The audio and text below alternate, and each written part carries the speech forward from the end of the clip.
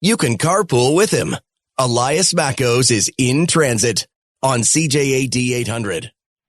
All right, welcome back to the Elias Mackos Show and this Tuesday edition of In Transit. Now get ready to pay more for your next car, as steep U.S. tariffs on imported vehicles are expected to drive up prices on both new and used cars. Experts warning of supply shortages, rising demand, pushing the market even higher. Let's find out a little bit more. David Kennedy is with us. He's from Automotive News Canada. David, pleasure to have you back on.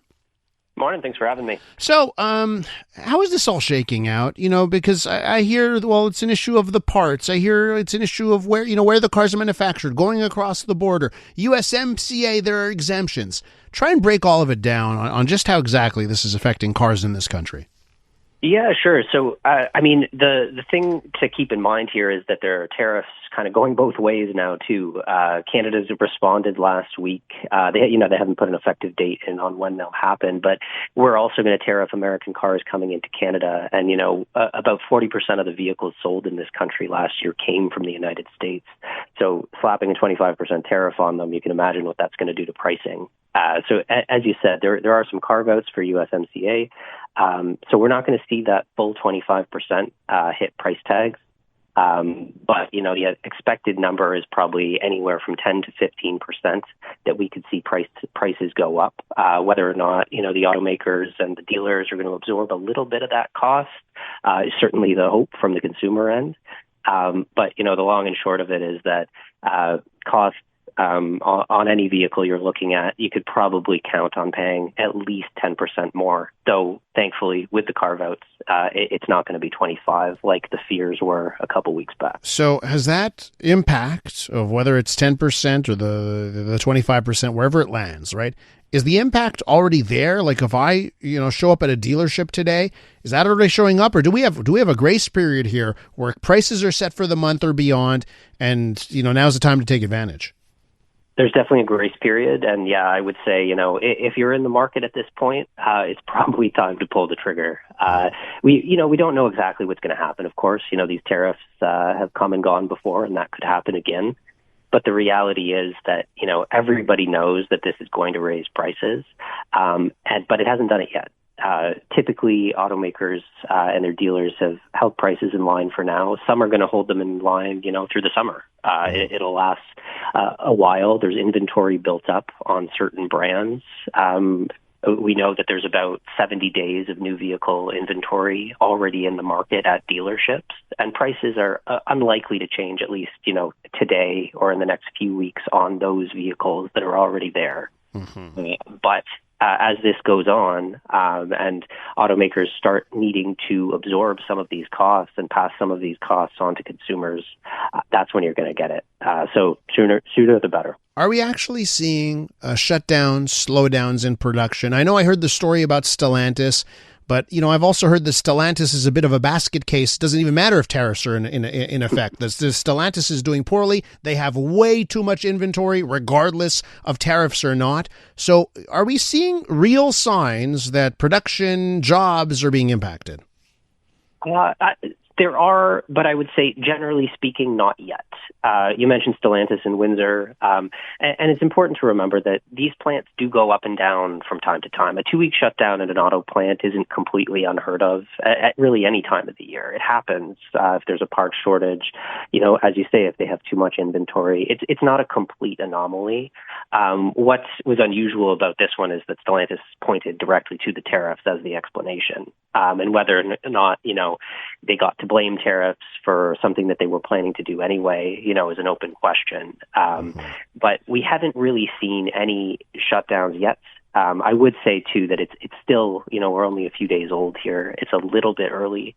But as automakers kind of absorb this, if they get the sense that it is going to become, the permanent state of affairs or the semi-permanent state of affairs, then they're going to have to make some tough decisions on what they're producing and where.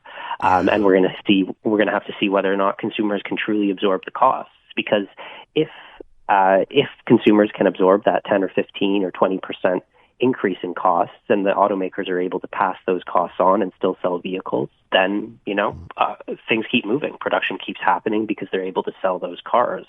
But if it becomes the reality where they, put 10% more on the price tag of a vehicle and they don't sell, that's when we're really going to know that things are going to grind to a halt. We're with David Kennedy from Automotive News Canada on the decisions that manufacturers are making right now. I heard someone talking about Audi, right? And they built a plant for their Q5. And that's a vehicle that people want in a type of market. Those SUVs. Everyone wants to buy an SUV nowadays. They built their plant in Mexico, right? And now people are saying, oh, maybe they made a mistake building that plant in Mexico and not in the U.S. or somewhere else. I'm just wondering, for a vehicle that's made in Mexico, because a lot of Canadians are buying cars made in Mexico, what's the ramification? It's got to travel through the U.S. to get here. Are we going to be dinged for vehicles that were made in Mexico? So the short answer is no. We shouldn't see that in Canada directly. Canada's counter tariffs on the U.S. only affect vehicles that are built in the U.S. Mexico was, specifically exempt from it, as well as Mexican parts in American-made vehicles are exempt from Canada's counter tariffs. So there won't be a direct result, on any Mexican vehicle you buy. And there's reason to think analysts, see opportunity here for Mexican-built vehicles, maybe a few more of them coming to Canada, simply as a result of this, and because those Mexican vehicles are now more expensive in the U.S. but not in Canada. That said, the expectation here is that prices are going to rise across the board as automakers kind of smooth out the price increases across their lineup. So they might be making a certain profit margin on the Q5, but they're going to, spread that out across their model lineup so they kind of maintain the profit margin across their lineup. So whether or not, there's specific savings or costs on individual vehicles might ultimately not matter. It's still a bit of a wait and see to see exactly what automakers choose to do on that, though. Do you think there's an advantage here right now in this country of companies that are making cars not in North America, South Korean cars, Japanese-made cars, German-made cars? Is there an advantage for those companies right now in this country? Unquestionably. A little ironically that tariffs would do that, but the reality is that, a lot of cars are imported. If you look at, the Kias and Hyundais, they import, 80% of their vehicles or so from South Korea. And, those aren't tariffed. The South Korean-Canadian Free Trade Agreement allows those vehicles to come in without a tariff. And ironically, there are tariffs on American-made vehicles.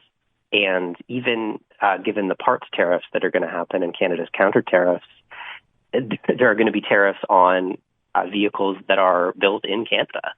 Whereas those vehicles that are built in South Korea or Japan or Germany won't face that same barrier. So absolutely, there's an opportunity for imports here. And then the last thing, David, I want to touch on is used cars and the price of used cars. I'm wondering how that plays out. I heard someone say, there were a portion of used cars in this country that were being sold at auction to the United States.